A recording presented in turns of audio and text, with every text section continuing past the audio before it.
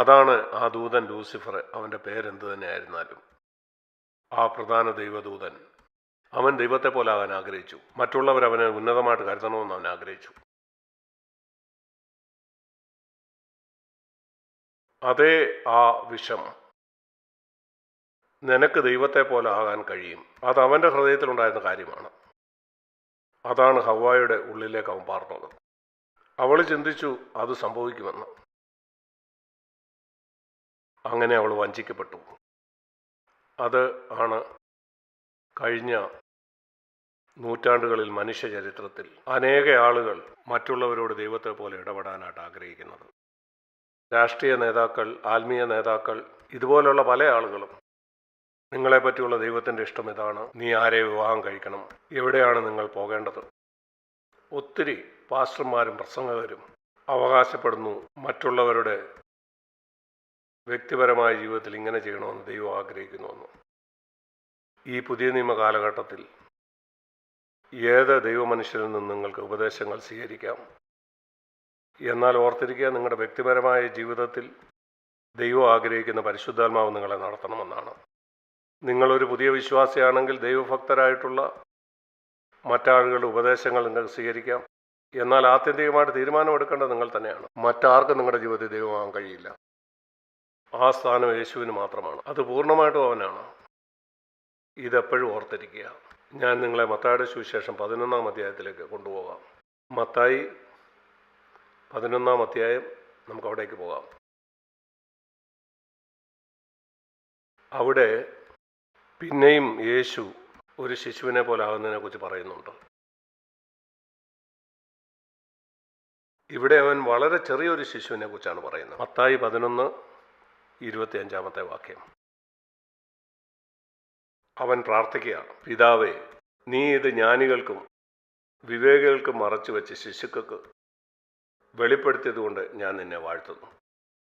അല്ലെങ്കിൽ ജ്ഞാനികളെന്നും വിവേകികളെന്നും ചിന്തിക്കുന്നവർക്ക്, സാധാരണ അങ്ങനെയാണ് ആളുകൾ ചിന്തിക്കുന്നു അവർ വലിയ ജ്ഞാനിയും വിവേകിയുമാണെന്ന്, മറ്റുള്ളവരെക്കാൾ അവർ മിടുക്കരാണെന്ന്.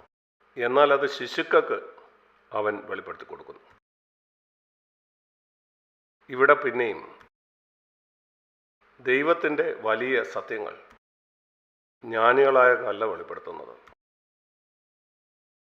ബൈബിൾ കോളേജിൽ പഠിച്ചുകൊണ്ടും വെളിപ്പെടുത്തുന്നില്ല. വേദപുസ്തകം ഒത്തിരി പഠിച്ചതുകൊണ്ടും അത് വെളിപ്പെടുത്തില്ല.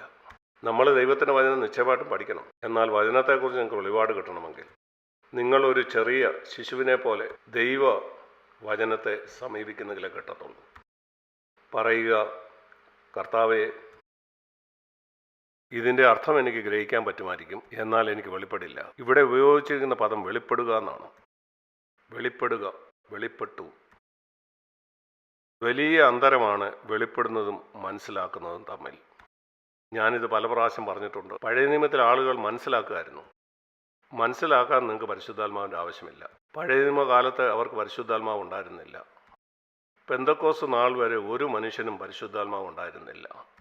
അതിനു മുമ്പ് പരിശുദ്ധാത്മാവ് നിറഞ്ഞു ജീവിച്ച ഒരേ മനുഷ്യൻ യേശുവായിരുന്നു. ആദാമിൻ്റെ സമയം മുതൽ പെന്തക്കോസ്ത് നാൾ വരെ ഒരു മനുഷ്യനും അവരുടെ ഉള്ളിൽ ഒരിക്കലും പരിശുദ്ധാത്മാവ് ഉണ്ടായിരുന്നില്ല. അതുകൊണ്ട് അവർക്ക് വെളിപ്പാടുകളില്ലായിരുന്നു. അവരെ അത് മനസ്സിലാക്കി. അത് യേശു വന്ന ശേഷം ഈ വെളിപ്പാട് അവൻ്റെ ചില ശിഷ്യന്മാർക്ക് ലഭിക്കാനായിട്ട് തുടങ്ങി. ഒരിക്കൽ ഞാൻ ആരാകുന്നു യേശു ചോദിച്ചു. പത്രോസ് പറഞ്ഞു, നീ ക്രിസ്തുവാണ്. യേശു പറഞ്ഞു, പരിശുദ്ധാത്മാവാണ് നിനക്ക് വെളിപ്പെടുത്തിയത്. എൻ്റെ പിതാവ് അത് നിനക്ക് വെളിപ്പെടുത്തിയതാണ്. അന്നാണ് ആ വെളിപ്പാട് തുടങ്ങിയത്. അതിനു മുമ്പ് ഒരിക്കലും ഉണ്ടായിരുന്നില്ല. ഇത് വളരെ പ്രധാനപ്പെട്ടതാണ്. നിങ്ങൾ ദൈവത്തിൻ്റെ വചനം വായിക്കുമ്പോൾ നിങ്ങൾക്ക് വെളിപ്പാട് തരാനായിട്ട് നിങ്ങൾ ദൈവത്തോട് ചോദിക്കണം. ഓർത്തിരിക്കുക, അത് ശിശുക്കൾക്ക് മാത്രമേ ലഭിക്കുകയുള്ളൂ. ഒരു ശിശുവിനെ പോലെ വരുന്നവർക്ക് മാത്രമേ അത് ലഭിക്കൂ.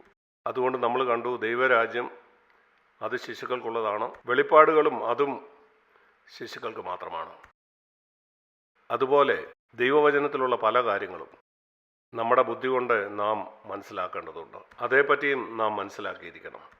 അതുകൊണ്ട് 1 കൊരിന്ത്യർ 14-ാം അധ്യായത്തിൽ ഈ വാക്ക് ഞാൻ നിങ്ങളെ കാണിക്കാം. 1 കൊരിന്ത്യർ 14-ാം അധ്യായത്തിൻ്റെ 20.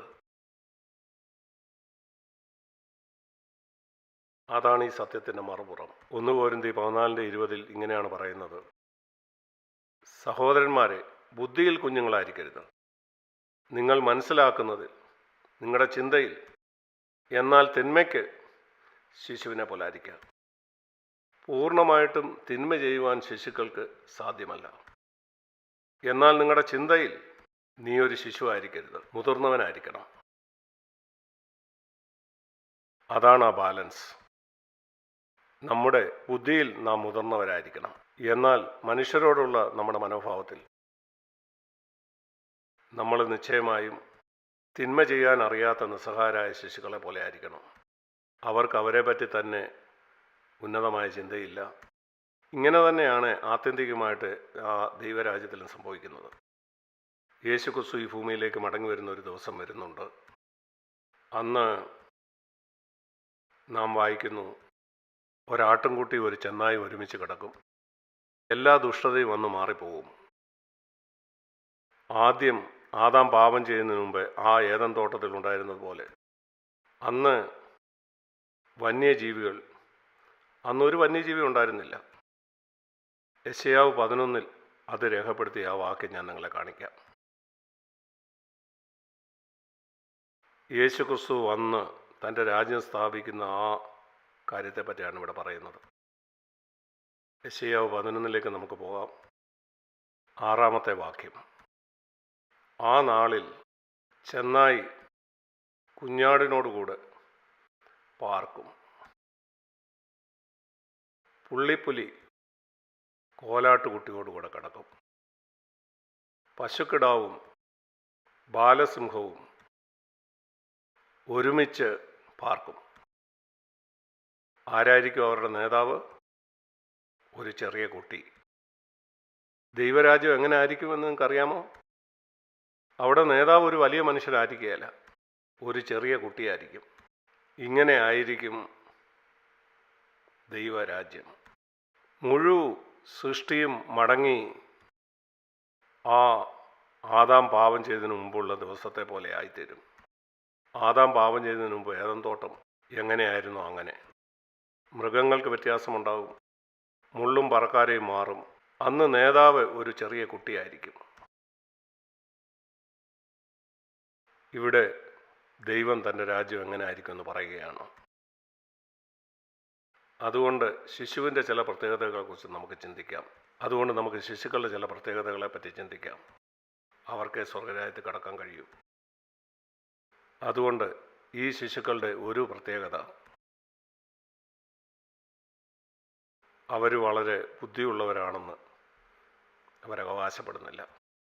അല്ലെങ്കിൽ കഴിവുകളോ ജ്ഞാനമോ ഉള്ളവരാണെന്ന് അവരാളുകളിൽ മതിപ്പുളവാക്കുന്നില്ല. ഞാൻ പലപ്പോഴും തൊട്ടിലിൽ കിടക്കുന്ന ഒരു ശിശുവിനെ പറ്റി ധ്യാനിക്കാറുണ്ട്. ഞാൻ കാണുന്നത് ആരിലെങ്കിലും മതിപ്പുളവാക്കാനായിട്ട് അവർക്കൊരു താല്പര്യവുമില്ല. അവരുടെ അറിവുകൊണ്ടോ കഴിവുകൊണ്ടോ വരങ്ങൾ കൊണ്ടോ ഒന്നും. പ്രിയ സഹോദരി സഹോദരന്മാരെ, നിങ്ങളിതിനെക്കുറിച്ച് കേൾക്കുമ്പോൾ ഇതൊരു ചിന്തയായിട്ട് മാത്രം എടുക്കരുത്. ഈ കുഞ്ഞിലുള്ള ഈ ഗുണങ്ങൾ ഞാൻ കണ്ടപ്പോൾ ഞാൻ എന്നോട് തന്നെ ഇങ്ങനെ ചോദിച്ചു, ഇതിലെന്തെങ്കിലും എന്നിലുണ്ടോ? അതിൻ്റെ ഒരു മണമെങ്കിലും നിന്നിലുണ്ടോ? നിങ്ങൾ ആളുകളൊരു മതിപ്പ് ഉളവാക്കുന്നുണ്ടോ? നിങ്ങളെത്ര ബുദ്ധിയുള്ളവനാണ്, നിങ്ങൾക്കെത്ര കഴിവുണ്ട്, എന്തൊക്കെ ചെയ്യാനുള്ള കഴിവ് നിങ്ങൾക്കുണ്ട്. അല്ലെങ്കിൽ കഴിവുണ്ടായിരിക്കുന്നത് നല്ലതാണ്, എന്നാൽ ആ കഴിവുകൾ കൊണ്ട് ആളുകളിൽ മതിപ്പുളവാക്കുന്ന മറ്റൊരു കാര്യമാണ്. ഒരു ശിശുവിൽ അല്പവുമില്ലത്. ഒരു തൊട്ടിലിൽ കിടക്കുന്ന ഒരു ശിശുവിനെ പറ്റി വളരെയധികം നിങ്ങൾ ചിന്തിക്കണം. ഈ സന്ദേശം നിങ്ങൾ 100 പ്രാവശ്യം കേട്ടാലും നിങ്ങൾ പിന്നെയും ആളുകളിൽ മതിപ്പുളവാക്കാൻ നിങ്ങൾ ശ്രമിക്കുന്നെങ്കിൽ നിങ്ങളത് പിന്നെയും കേൾക്കണം. ഇത് പ്രത്യേകമായിട്ട് നിനക്കുള്ളതാണ്. ഒരു സന്ദേശം നിങ്ങൾ കേൾക്കുമ്പോൾ ഇത് ഞാൻ മുമ്പ് കേട്ടിട്ടുണ്ടെന്ന് പറയാതെ നിങ്ങൾ ഈ പ്രശ്നം എനിക്കിപ്പോഴും ഉണ്ടോ എന്ന് ചിന്തിക്കുക. നിങ്ങളൊരു ശിശുവിനെ പോലെ അല്ലെങ്കിൽ എങ്കിലിത് പിന്നെയും കേൾക്കണമെന്ന് ദൈവം ആഗ്രഹിക്കുന്നു. മറ്റൊരാളിലും എനിക്ക് മതിപ്പുളവാക്കാൻ ആഗ്രഹമില്ല. എൻ്റെ കഴിവ് കൊണ്ടോ എൻ്റെ ശക്തി കൊണ്ടോ എൻ്റെ അറിവ് കൊണ്ടോ അങ്ങനെ ഒരു കാര്യത്താലും ഇല്ലെന്ന് ഉറപ്പുവരുത്തണം. അതാണ് ഒരു ശിശുവിനെ പോലെ ആകുക എന്ന് പറഞ്ഞാൽ. കർത്താവ് പറഞ്ഞു, ഇങ്ങനെയുള്ളവർ മാത്രമേ സ്വർഗ്ഗരാജ്യത്തിൽ കടക്കുകയുള്ളൂ.